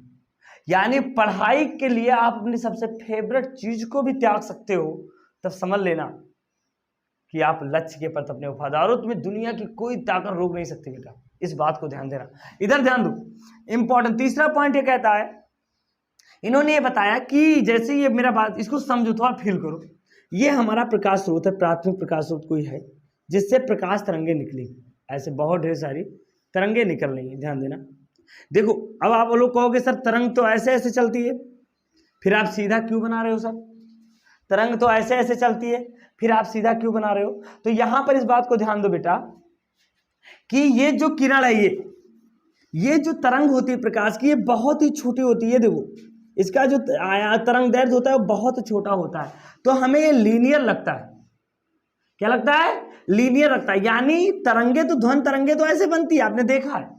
यहां पर मैं ऐसा क्यों बना रहा हूं, उसका वजह यह है कि जो प्रकाश स्रोत है, इसकी जो तरंग दैर्घ्य होती है प्रकाश किरणों की, प्रकाश तरंगों की, ये बहुत ही छोटी होती है, जिसके कारण ये एकदम ऐसे ऐसे चलती है तो एकदम लीनियर दिखाई देता है। समझ गए ना? इसीलिए हम रेखीय बनाते हैं। अब ये प्राथमिक प्रकाश स्रोत है, इससे तरंगे निकली। ये प्राथमिक प्रकाश स्रोत यानी बिंदु आकार का है। किसका आकार का है बेटा? बिंदु आकार का। और ये कैसा है? प्राथमिक प्रकाश स्रोत है। नाम दे दो, प्राथमिक प्रकाश स्रोत। इस बात को ध्यान से समझो, ये हमारा है प्राथमिक प्रकाश स्रोत। अब इधर ध्यान दो, यहां से प्रकाश तरंगे निकली, ये तीसरा पॉइंट बहुत इंपॉर्टेंट है। तो हाइगेंस साहब भी कहते हैं कि जब प्रकाश तरंगे चलती हैं तो वेव फ्रंट के रूप में चलती हैं। और हमने अभी आपको बताया है कि अगर प्रकाश स्रोत बिंदु आकार का है तो तरंगार कैसा बनता है? गोलीय बनता है। कैसा बनता है बेटा? गोलीय बनता है। तो यहां पर मैंने एक तरंगार बनाया, ये देखो, मैंने मान लिया कि एक तरंगार बनाया, ये हमारा एक गोलीय तरंगार्घ है। ये हमारा कैसा है बेटा? एक गोलीय तरंगार्घ है। ये मैंने एक गोलीय तरंगार्घ बना लिया। अब एक बात सुनो, हाइगेंस फिर से इस बात को कहते हैं, जो प्राथमिक तरंगार्घ बनता है, ये प्राथमिक तरंगार्घ हमारा बन गया। इन्होंने बताया कि जो ये प्राथमिक तरंगार्घ है, थोड़ा सा और आगे बना दूं, यहां पर ध्यान दो, ये तरंगार्घ मेरा यहां पर बना है, ये हमारा प्राथमिक तरंगार्घ है। चलो, ये प्राथमिक तरंगार्घ। तो इन्होंने बताया कि प्राथमिक तरंगार्घ पर जितने भी कण उपस्थित होंगे, ध्यान दो इस बात को, हाइगेंस ने बताया कि प्राथमिक तरंगार्घ पर जितने भी कण उपस्थित होंगे, ये सभी कण द्वितीयक प्रकाश स्रोत की तरह व्यवहार करेंगे। यानी जो ये प्रकाश स्रोत अभी एक था, अभी जितने भी कण यहां पर है वो सभी प्रकाश स्रोत की तरह व्यवहार करेंगे। और इनसे निकलने वाली जो तरंगिकाएं होंगी उन्हें हम द्वितीयक तरंगिकाएं कहेंगे। क्या कहेंगे? सेकेंडरी वेवलेट्स कहेंगे। क्या कहेंगे? यानी पहला तो डिस्टर्बेंस ही हुआ प्रकाश स्रोत, इससे हमारे पास एक प्राथमिक तरंगार्घ बना, प्राथमिक तरंगार्घ बना। इस पर जितने भी कण होंगे, ध्यान से समझो, जितने भी कण होंगे एक नए प्रकाश स्रोत की तरह व्यवहार करेंगे, यानी इनको हम द्वितीयक प्रकाश स्रोत कहेंगे। क्या कहेंगे बेटा? द्वितीयक। और इनसे निकलने वाली जो तरंगिकाएं होंगी उनको हम क्या कहेंगे? द्वितीयक तरंगिकाएं कहेंगे। क्या कहेंगे? यानी इससे जो भी तरंग निकलेगा वो, और ये भी एक बात बताई कि माध्यम तो सेम है, तो जिस तरंग से, जिस चाल से ये तरंग जा रहा था, ये तरंग, उसी चाल से ये वाली तरंग भी जाएंगी, यानी समान चाल से आगे बढ़ेंगी। समझ रहे हो ना? यानी जो प्राथमिक तरंगार्घ है उस पर उपस्थित सभी कण द्वितीयक प्रकाश स्रोत की तरह व्यवहार करेंगी, और इनसे निकलने वाली जो तरंगिकाएं होंगी उन्हें हम द्वितीयक तरंगिकाएं कहेंगे। और द्वितीयक तरंगिकाएं तरंग की समान चाल से आगे बढ़ेंगी। इस बात को लिख लेते हैं। तो यहां पर दो, प्राथमिक तरंगार्घ, प्राथमिक तरंगार्घ पर उपस्थित सभी कण, इस बात को ध्यान देना, सभी कण द्वितीयक प्रकाश स्रोत की तरह, प्रकाश स्रोत की तरह व्यवहार करेंगे। क्या करेंगे बेटा? व्यवहार करेंगे। और इन्होंने बताया इनसे निकलने वाली तरंगिकाएं समान चाल से, तरंग के समान चाल से, और इनसे निकलने वाली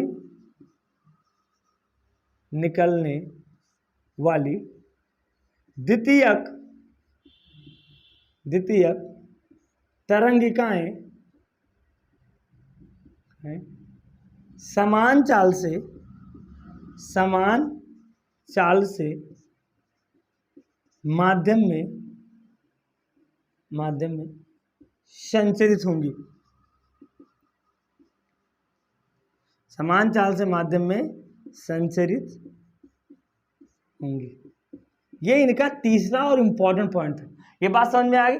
यानी जो प्राथमिक तरंगार्घ बना है उस पर जितने भी कण उपस्थित होंगे ये द्वितीयक प्रकाश स्रोत की तरह व्यवहार करेंगे, नए स्रोत बन जाएंगे, सभी के सभी नए स्रोत बन जाएंगे, कितने भी हो, 1000 लाख करोड़, कुछ पता नहीं, ये सभी के सभी यश की तरह व्यवहार करेंगे। और इनसे जो तरंगिकाएं निकलेंगी, जैसे ये तरंगिकाएं यहां से फैली, इधर पीछे भी जाएंगे, ऐसा ही नहीं, ये देखो, इनसे जो तरंगिकाएं फैलेंगी, यहां ध्यान दे रहो, ये सब क्या होंगे? इनको कहेंगे द्वितीयक तरंगिकाएं कहेंगे। क्या कहेंगे बेटा? द्वितीयक। इस प्रकाश स्रोत से जो तरंगे निकलेंगी इन्हें हम, इन सबको हम क्या कहेंगे बेटा? द्वितीयक तरंगिकाएं।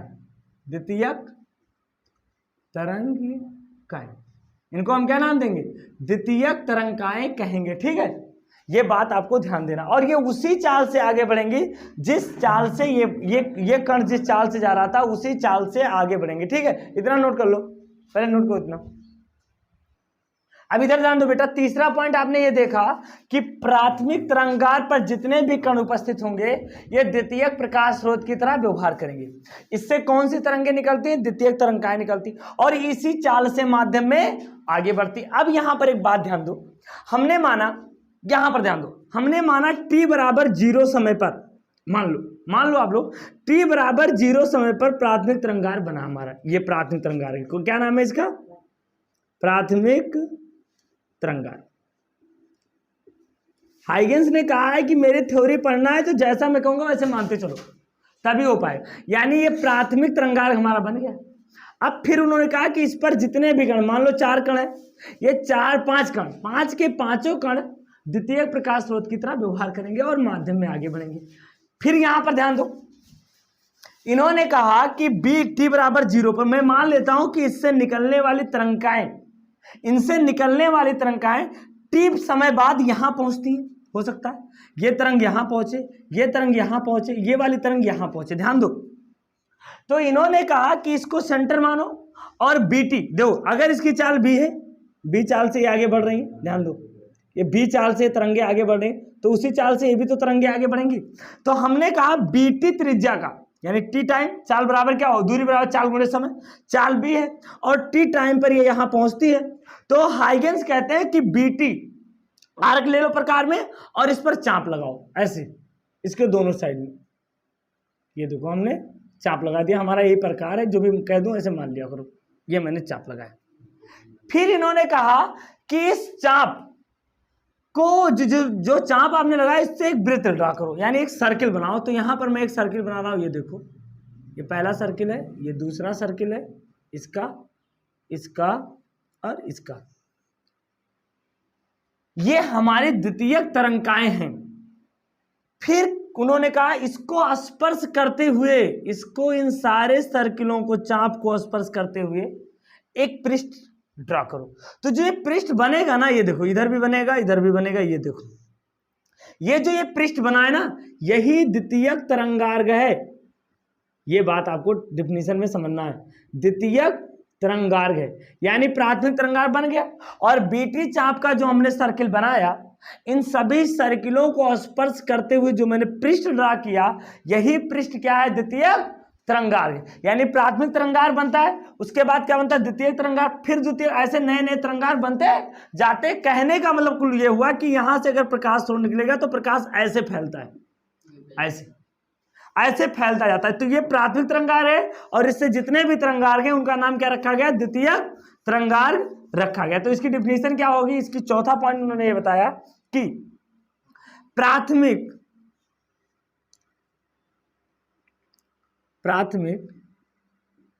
तरंगार्घ, प्राथमिक तरंगार्घ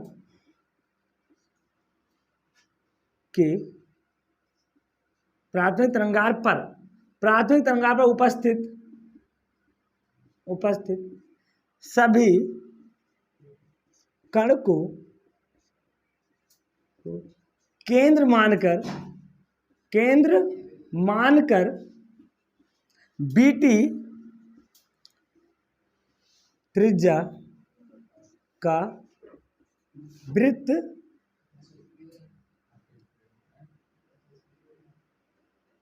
खींचते हैं। बीटी त्रिज्या का क्या, तुम्हारी लैंग्वेज में बता, खींचते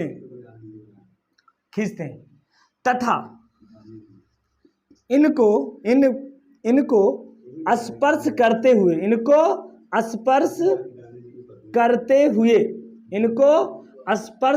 हुए खींचा गया पृष्ठ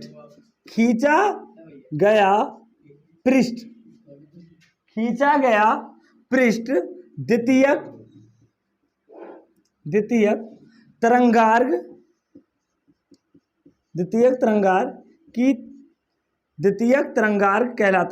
तरंगार्घ कहलाता है। समझ गए?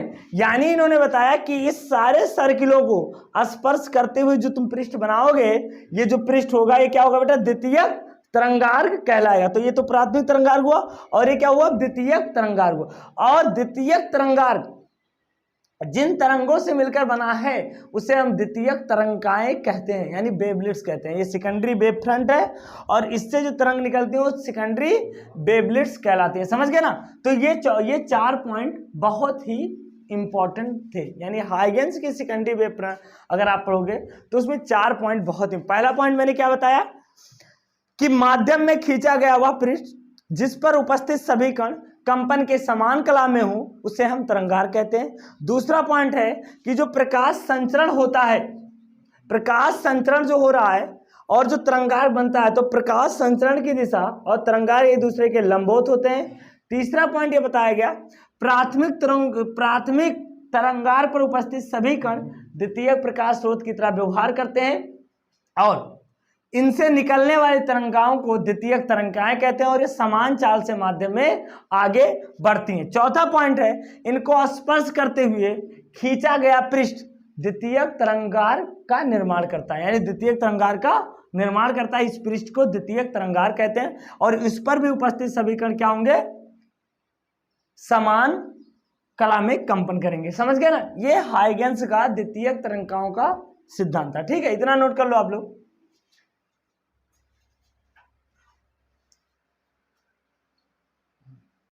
अब बेटा हम सिद्ध करने जा रहे हैं कि हाइगेंस के द्वितीयक तरंगाओं के सिद्धांत से परावर्तन की व्याख्या करो। सबसे पहले समझ लो हाइगेंस का जो तरंग सिद्धांत था, इसने प्रकाश के परावर्तन के, प्रकाश के अपवर्तन के, प्रकाश के व्यतिकरण के, प्रकाश के विवर्तन के जैसी घटनाओं का बहुत ही अच्छे से व्याख्या कर दिया था हाइगेंस का तरंग सिद्धांत। ठीक है, लेकिन ये क्या नहीं कर पाया, प्रकाश के ध्रुवण की व्याख्या नहीं कर पाया, प्रकाश वैद्युत प्रभाव की व्याख्या हाइगेंस का तरंग सिद्धांत नहीं कर पाया था।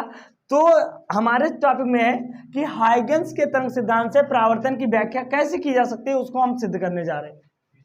तो यहां पर ध्यान दो, हम एक पृष्ठ ले रहे हैं, एक हमने बहुत ही खूबसूरत सा प्यारा सा पृष्ठ ले लिया। यह पृष्ठ हमारा है जड डैश, क्या है बेटा, जड डैश एक पृष्ठ है, ये पॉलिश हुआ है, एकदम पॉलिश कर दिया है मैंने इस पृष्ठ को बढ़िया से, एकदम देखो पॉलिश है। एक पृष्ठ है जड, इस पर प्रकाश आपतित हो रहा है। तो मैंने देखा 2 किरणें आ रही, समांतर 2 किरणें आ रही। पहले किरण ये है और दूसरी किरण समांतर ये आई है, ये दोनों किरणें। अब यहां पर ध्यान दे रहे हो आप, ये 2 किरणें समांतर किरणें, ये ऐसे आगे बढ़ जाएंगे, इधर समझो इस बात को, ये यहां पर पड़ी। t बराबर 0 समय पर, t बराबर 0 समय पर ये जो तरंगार्ग है, ये वाला जो किरण है प्रकाश तरंग, वो बिंदु ये पर पड़ता है, t बराबर 0 समय पर पड़ता है। तो इससे हमने एक तल खींचा है, ये देखो ये तल है हमारा, इस तल पर जितने भी कण हैं वो कंपन की समान कला में है, यानी ये एक समतल तरंगार्ग है, यानी समतल तरंगार्ग ए भी है जो जड डैश पर तिरछा आपतित हो रहा है, यानी t बराबर 0 समय पर यह पृष्ठ यहां पर पहुंचा। अब आप आगे ध्यान दो, t बराबर 0 पर यह सिरा यहां पर पहुंचा और t बराबर 0 पर यह सिरा यहां पर पहुंचा, और मैंने मान लिया कि इसकी चाल भी है। तो t समय बाद फिर हम देख रहे हैं कि t समय बाद ये वाला प्रकाश जो है, ये t समय बाद ये वाली जो प्रकाश किरण है वो यहां पर पहुंच रही है, बिंदु C पर पहुंचती है टाइम t टाइम पर। हाँ, यानी t डैश बराबर क्या हो जाएगा बेटा, t टाइम पर ये वाला पृष्ठ यहां पर पहुंचा। तो अब आप ही बताओ क्या करेंगे, कैसे हम क्या करेंगे, bt अगर इसकी चाल b है और t टाइम पर यहां पर पहुंचा तो ये दूरी कितनी हो जाएगी, bt। अब हमने क्या किया, bt त्रिज्या का, इस बिंदु को पकड़ो, इस वाले बिंदु और इस वाले बिंदु, हमने प्रकार में जैसे बताया गया ना द्वितीय तरंगाओं को, bt त्रिज्या का एक चाप लिया हमने प्रकार में। देखो अगर मैं बता दूं तो आसान है, लेकिन यहाँ थोड़ा फील ले लो आप। bt त्रिज्या का एक चाप लिया और हमने यहां पर लगाया एक चाप, और उतनी ही दूरी से यहां पर देखो यहां पर चाप लगाया, 2 चाप हमने, एक यहां लगाया और एक यहां लगाया। चलो, तो एक चाप यहां पर लगा और एक चाप यहां पर लगा। इन चाप को अगर स्पर्श करते हुए हम कोई पृष्ठ खींचे, ध्यान दो, इन दोनों चापों को अगर स्पर्श करते हुए कोई पृष्ठ खींचे तो ये पृष्ठ कैसा व्यवहार करेगा, द्वितीयक तरंगार, यानी ये प्राथमिक तरंगार हमारा बन गया था, यानी ये आपतित तरंगार गए, आपतित तरंगार, और ये दूसरा हमारा है अपवर्तित तरंग, परावर्तित तरंगार, यानी यहां से जा रहा है। अब एक बात ध्यान दो आप, ये जो प्रकाश यहां पर पहुंचा, यानी यहां की किरण जब यहां पर पहुंची तो उतने ही समय में यहां वाली किरण यहां पहुंची होगी, क्योंकि दोनों के चाल समान है। जब यहां की किरण टकराकर ये वाली यहां पर पहुंची बिंदु डी पर, उतने ही समय में ये वाली तरंग यहां पहुंची, है ना। यानी जितने समय में ये तरंग यहां से यहां पहुंची उतने ही समय में ये वाली तरंग, और दोनों का टाइम टी है, तो ये भी दूरी क्या हो जाएगा, बीटी हो जाएगा। ये दूरी हमारी बीटी है, तो ये भी दूरी हमारी क्या हो जाएगी बेटा, बीटी। अब यहां पर ध्यान दो, ये पड़ेगा तो ये अपवर्तित होगा, ये देखो, और इसका नाम हम रख देंगे परावर्तित तरंगार। परावर्तित तरंगार, ध्यान से समझो इस बात को, ये आपतित तरंगार गए और दूसरा क्या है, पराव। अब देखो यहां पर हमने खींचा एक अभिलंब, तो ये जब अभिलंब ड्रा करेंगे यहां पर, और एक अभिलंब हमने यहां पे ड्रा किया। अब कुछ देर के लिए आप लोग समझ लो कि एक किरण ये है और एक किरण, इन दोनों किरण को ध्यान दो, ये हमारी आपतित किरण है और ये हमारी अपवर्तित यानी परावर्तित, ये प्रकाश की आपतित तरंग है और ये परावर्तित तरंग है। यहां पर ध्यान दो, ये हमारा अभिलंब है, तो इस अभिलंब के द्वारा आपतित किरण के साथ जो कोण बनाया जाता है उसे हम आपतन कोण कहते हैं, आई ये बात समझ। अच्छा, ये टोटल कोण कितना है, 90 है। टोटल कोण कितना है, 90 है, क्योंकि आपको पता है कि जो तरंगार्घ होता है वो प्रकाश के चलने के लंबवत होता है, ये मैंने आपको बताया हाइगेंस के, तो ये भी 90 होगा और ये भी एंगल क्या होगा, 90 ही होगा। ये भी एंगल क्या होगा, 90 होगा, ये भी एंगल क्या होगा, 90 होगा, और ये पूरा एंगल क्या होगा बेटा, 90 होगा, ये पूरा एंगल। ये आपको इस बात को ध्यान देना है। अब सुनो, ये आई तो ये कोण कितना हो जाएगा, 90 माइनस आई। अब हम मैं एक कुछ देर के लिए मान लेता हूं कि ये पूरा एंगल जो ये वाला एंगल है, चलिए इस पूरे एंगल को हमने ये मान लिया, क्या मान लिया, ये समझो। तो यहां पर देखो, ये यहां से यहां तक क्या होगा, 90 होगा। ये देखो मैं इसको थोड़ा जूम करता हूं, ये हमारा अभिलंब है, ये हमारी पृष्ठ है, ये देखो, और यहां से ये हमारा ये है और ये बी है, यही तो है। तो ये पूरा कोण कितना होगा, 90 होगा कि नहीं होगा। और आपको यहां पर ये जो इतना कोण है ये हमारा क्या है, 90 माइनस आई, तो ये कोण कितना होगा, तो इस कोण को हमने ये मान लिया। तो यहां देखो ये पूरा कोण 90, इतना जो कोण है ये 90 माइनस आई, फिर से समझो ये पूरा कोण 90 है क्योंकि नॉर्मल है, और ये कोण 90 माइनस आई, तो हम इसको लिखेंगे 90 माइनस आई प्लस ये बराबर क्या हो जाएगा, 90 99 से कट गया तो ए बराबर क्या आ गया, आई बराबर ये, यानी ए बराबर कितना आया, आई आया। तो हम यहाँ पर डायरेक्ट लिख सकते हैं इतना पूरा कोण जो होगा ये आई होगा। अब यहाँ आ जाओ, ये पूरा कोण 90, तो ये इतना कोण क्या हो जाएगा, 90 माइनस आर, क्योंकि ये वाला कोण आर है, इतना कोण क्या है, आर है, और ये पूरा कोण क्या है, 90, तो ये कितना हो जाएगा बेटा, 90 माइनस आर। ये जो कोण होगा हमारा वो होगा 90 माइनस आर, तो ये कोण क्या हो जाएगा, आर। त्रिभुज के नियम से आप लगा सकते हो, कोणों के नियम से ये कोण क्या आ गया, आर, जैसे मैंने यहां निकाला वैसे। ये हमारे पास पृष्ठ बन गया, यानी ये आपतित तरंग आ रही है, ये परावर्तित। हमें सिद्ध क्या करना है, हमें सिद्ध करना है परावर्तन का नियम, कि ये जो है हाइगेंस का तरंग सिद्धांत, ये परावर्तन के नियम का पालन करता है और व्याख्या कर देता है। तो सबसे पहले देखो यहाँ दो त्रिभुज बन रहे हैं, चित्र में देखो, चित्र से स्पष्ट है, चित्र से स्पष्ट है कि क्या है, एडी बराबर बीसी के, और इन दोनों का मान क्या है, बी इंटू टी। देखो एडी बराबर एडी, ये बराबर बीसी के, क्योंकि ये समान चाल में चली है तो समान दूरी तय करेंगे, चाल समान है तो दूरी भी समान होगा, ये हो गया। अच्छा, एक त्रिभुज, दो त्रिभुज दिखाई दे रहे हैं, कौन सा त्रिभुज ले लो, ए बी सी में, ए बी सी में देखो, इस त्रिभुज में ए बी सी में साइन आई बराबर क्या होगा, ये साइन आई, इसके सामने का भुजा लंब बटा कर्ण होता है, तो साइन आई बराबर क्या हो जाएगा, बीसी अपान एसी, और बीसी का मान क्या है, बीटी अपान एसी। ऐसे एक त्रिभुज और बन रहा है, कौन सा, त्रिभुज ए डी सी में साइन आर निकालो, देखो त्रिभुज ए डी सी, त्रिभुज ADC। तो ADC में क्या हुआ, यहाँ पर जो 90 है इसके सामने का भुजा कर्ण हो जाएगा और ये इसके सामने का जो भुजा होगा ये लंब होगा। तो ये हो जाएगा AD अपान AC।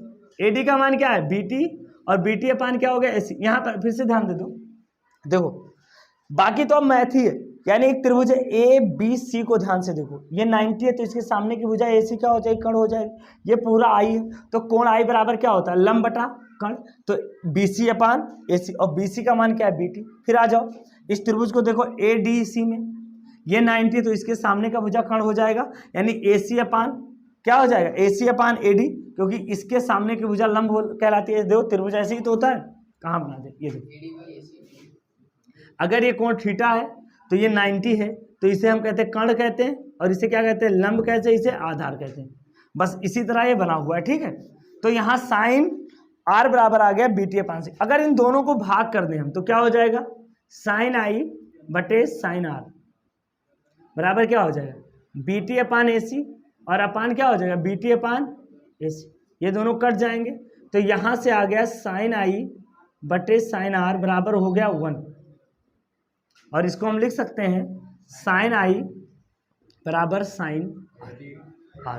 तो साइन को साइन ऑपरेटर तो कैंसिल हो जाएगा, तो I बराबर क्या आ जाएगा R, यानी कोण I बराबर क्या आ गया बेटा, कोण R। और यही तो परावर्तन का नियम है, यानी आपतन कोण और परावर्तन कोण क्या होते हैं, बराबर होते हैं। यानी आपतित तरंगार और परावर्तित तरंगार के बीच जो कोण बनता है वो आपस में क्या होता है बेटा, बराबर होता है। इसी प्रकार हम हाइगेंस के द्वितीयक तरंगों के सिद्धांत से परावर्तन की व्याख्या कर देते हैं, ठीक है। इतना नोट कर लो, आप लोग नोट कर लो।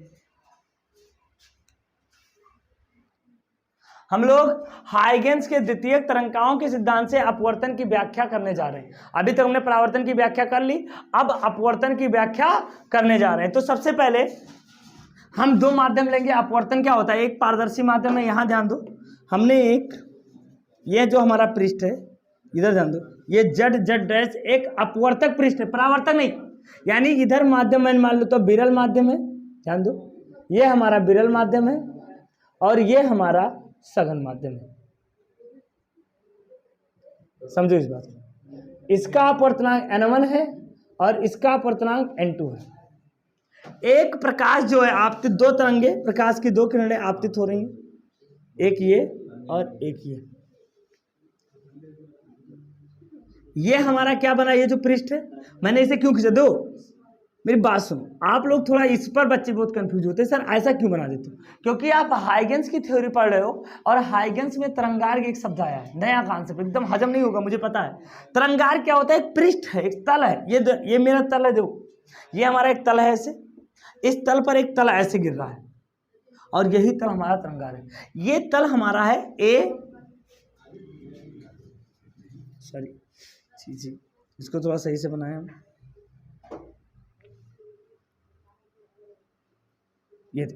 ये हमारा जड बिंदु ये पर पड़ता है ये प्रकाश, और ये बी है। अब एक बार फिर से समझो, एक समतल तरंगार AB है जो अपवर्तक पृष्ठ Z डैश पर तिरछा पड़ रहा है।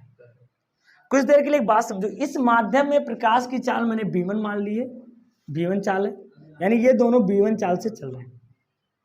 इस पॉइंट पर प्रकाश को जाना ऐसे था, समझो इस बात को, प्रकाश को जाना ऐसे था, लेकिन प्रकाश कहां से जा रही है बेटा, विरल से सघन में। ये कोण जो होगा इसे हम I कहेंगे, आपतन कोण। यानी अभी इसको भूल जाओ कुछ देर के लिए, ये सारी चीजों को भूलो।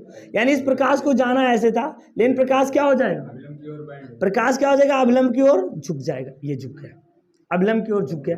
ये जो कोण होगा ये क्या होगा बेटा, R होगा। इस बात को ध्यान दो, मैंने माना t बराबर 0 समय पर ये वाला जो प्रकाश किरण है ये अपवर्तक पृष्ठ जड़ बिंदु ये पर पड़ा, उतने ही टाइम में ये वाला सिरा यहां पर था। फिर देखता हूं t समय बाद ये वाली प्रकाश किरण यहां पर पहुंचती है, ये यहां, ये हमारा जड डैश है, ये C पर पहुंची ये प्रकाश, और ये प्रकाश t बराबर, तो ये दूरी कितनी होगी, अगर टाइम t है तो ये पूरी दूरी हो जाएगी B1t। अब कुछ बच्चे बताएंगे ये कोण कितना होगा, अभी सर आपने निकाला है I होगा, क्योंकि अगर ये आई है तो ये आई होगा। ये मैंने कैसे निकाला ये आपको बताया था। अब यहां पर भी नॉर्मल ड्रा करो जरा, ये हमने यहां पर नॉर्मल ड्रा किया, ये हमारा पॉइंट सी है। अब प्रकाश को जाना किधर है, इससे तो जाना इधर था, लेकिन सर अपवर्तन हो रहा है तो ये प्रकाश अभिलंब की ओर झुक जाएगा। ये देखो, यानी जब ये प्रकाश का ये सिरा बी से सी पर पहुंचा जितने समय में, उतने ही समय में प्रकाश का ये वाला सिरा इस माध्यम में जाएगा, क्योंकि ये पारदर्शी माध्यम है, प्रकाश इसमें जा सकता है। तो मैंने देखा कि डी पॉइंट पर ये प्रकाश यहां से, अब इस माध्यम में प्रकाश की चाल बदल जाएगी, क्योंकि हमने आपको बताया था कि जब प्रकाश एक माध्यम से दूसरे माध्यम में जाता है तो प्रकाश की चाल बदल जाती है। यानी यहां पर चाल b2 हो जाएगा, तो ये दूरी क्या हो जाएगा b2t, यानी इस माध्यम में प्रकाश की चाल से गति करेगा b2, ये चाल क्या होगा b2। इन दोनों को थोड़ा मिला दो, ऐसे एक लाइन खींचो, ये दो, और इसको थोड़ा और आगे ऐसे बढ़ा दो, तो ये एक हमारा अपवर्तित तरंगार बना। क्या बना, अपवर्तित तरंगार। और ये हमारा है आपतित तरंगार। क्या है बेटा, आपतित तरंगार। ये हमारा आपतित तरंगार है और ये हमारा अपवर्तित तरंगार। अच्छा ये बताओ, यहां पर ये दोनों दूरी अब बराबर नहीं होंगी, क्यों, क्योंकि माध्यम बदल गया। इस माध्यम में प्रकाश की चाल कुछ और होगी, इस माध्यम में प्रकाश की चाल, हाँ दोनों टी टाइम पर दूरी तो सेम है, यहां से यहां तक आने में टी टाइम लगा है, यहां से यहां तक आने में भी टी टाइम लगा है, दूरी सेम नहीं होगा, क्योंकि क्या हो जाएगा, टाइम यहाँ वेग के चाल क्या हो गया, अलग अलग। अच्छा ये कोण आई, अच्छा ये बताओ, ये कोण 90 होगा ना, क्यों, क्योंकि जो किरण होती है प्रकाश के चलने की दिशा और तरंगार लंबवत होता है, ये कोण क्या होगा 90 होगा।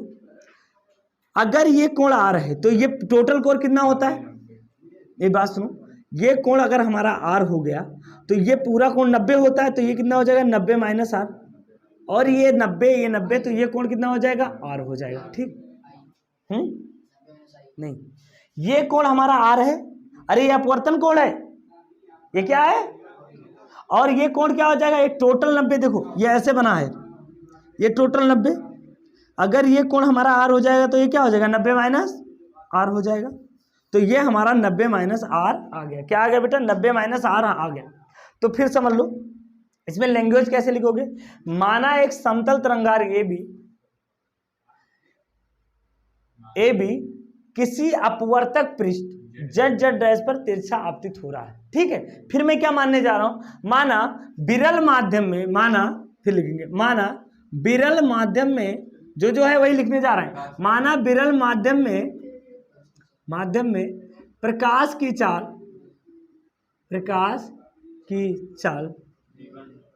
v1, अपवर्तनांक कितना है बेटा, अपवर्तनांक है n1, तथा सघन माध्यम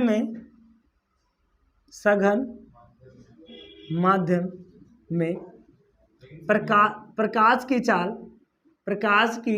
चाल v2, और अपवर्तनांक क्या है बेटा, अपवर्तनांक n2 है। ये बात हमने मान लिया। अब देखो t बराबर 0 पर, देखो t बराबर 0 समय पर तरंगार्घ AB का ए सिरा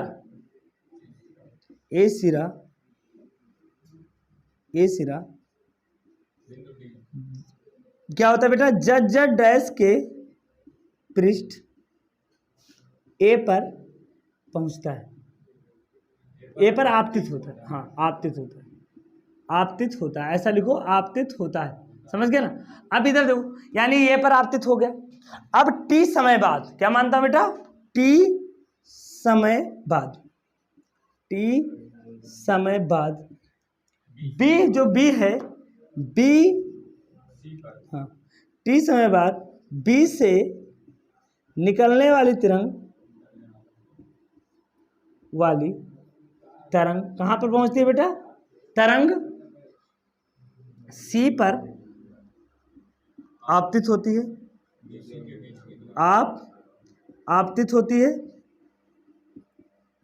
आपतित होती है। उतने ही समय में अपवर्तित तरंग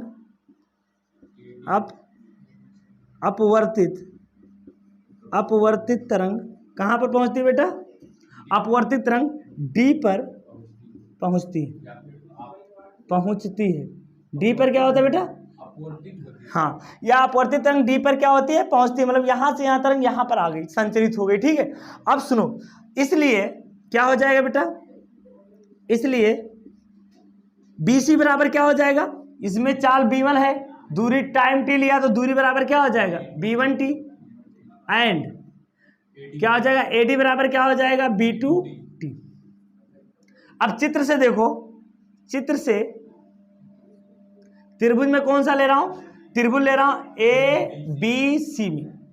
त्रिभुज ABC में देखो, ये कोण आई है तो ये कर्ण हो जाएगा, ये लंब हो जाएगा, तो साइन आई बराबर क्या हो जाएगा बेटा? लंब बटा, यानी BC अपान AC, और BC का मान क्या है? B1t अपान AC।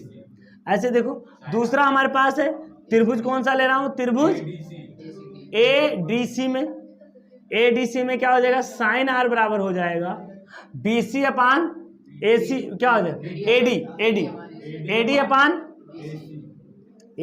क्या हो जाएगा? AC। देखो इधर समझ लो बेटा, एक त्रिभुज है ABC, ये कोण 90, तो इसके सामने वाली भुजा कर्ण होगी, तो इस त्रिभुज के लिए साइन आई बराबर होगा लंब बटा कर्ण, यानी BC अपान AC हो जाए। यहाँ देखो एक त्रिभुज है ADC, इस त्रिभुज में क्या होगा? ये 90 है तो इसके सामने वाली भुजा कर्ण, तो ये साइन R बराबर क्या हो जाएगा? लंब बटा कर्ण, यानी क्या हो जाएगा? AD अपान AC। अब इन दोनों त्रिभुज को ध्यान से देखो, समीकरण इसको 1 मान लो और इसको 2। समीकरण 1 और 2 को क्या कर दो बेटा? भाग दे दो। तो भाग देने पर क्या आ जाएगा? थोड़ा यहां पर ध्यान दो, मैं इसको मिटा रहा हूं आगे, ये तो आप लिख चुके हो। यहां पर देखो, साइन आई बटे साइन आर, साइन आई बटे साइन आर बराबर क्या हो जाएगा? अगर भाग करेंगे तो यानी B1t AC अपान क्या हो जाएगा? B2t AT। AC से AC कट गया, T से T कट गया, तो साइन आई बटे साइन आर बराबर क्या हो जाएगा? B1 अपान B2। और एक चीज आप अभी पढ़ के आए ऑप्टिक्स में, ऑप्टिक्स जितना नोट कर लियो ना, ये देखो मिटा रहा हूं, यहां ध्यान दो। ऑप्टिक्स में आप एक चीज पढ़ के आए हो, क्या पढ़ के आए हो? कि हम जानते हैं कि B1 अपान B2 बराबर क्या होता है?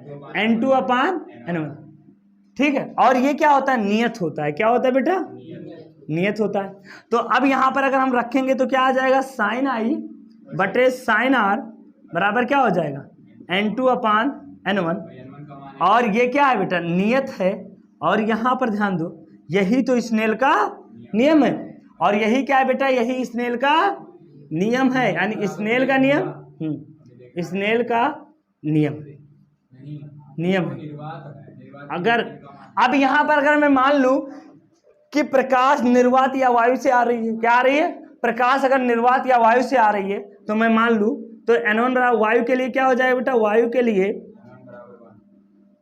लिए हम N1 का मान 1 मान ले, N2 बराबर n मान लो, तो साइन आई बटे साइन आर बराबर क्या हो जाएगा? n हो जाएगा। ठीक है, साइन आर बराबर क्या आ गया? n आ गया। तो इस प्रकार से अपवर्तन की व्याख्या हो गई कि नहीं हो गई? अब यहाँ एक और आता है, अपवर्तन के 2 नियम होते हैं, यानी आपतित किरण, अपवर्तित किरण तथा आपतन बिंदु पर डाला गया अवलंब, तीनों एक ही तल में होते। तो यहाँ पर देखो, आपतित तरंगार, अपवर्तित तरंगार तथा आपतन तल में डाला गया अवलंब, तीनों एक ही तल में होते हैं। तो ये तो पहला तो व्याख्या हो गया चित्र से ही। दूसरा हमको सिद्ध करना था स्नेल का नियम, तो ये भी आ गया, साइन आई बटा साइन आर बराबर N2 अपान N1। तो यहाँ तक आपका यानी हाइगेंस ने अपवर्तन और परावर्तन की बहुत ही अच्छे से व्याख्या कर दी, और हमने जो उन्होंने व्याख्या किया था उसको आपको मैंने समझा दिया। आशा करता हूँ कि आप लोग इसको अच्छे से तैयार कर लोगे। बेस्ट आप लोग माय डियर स्टूडेंट।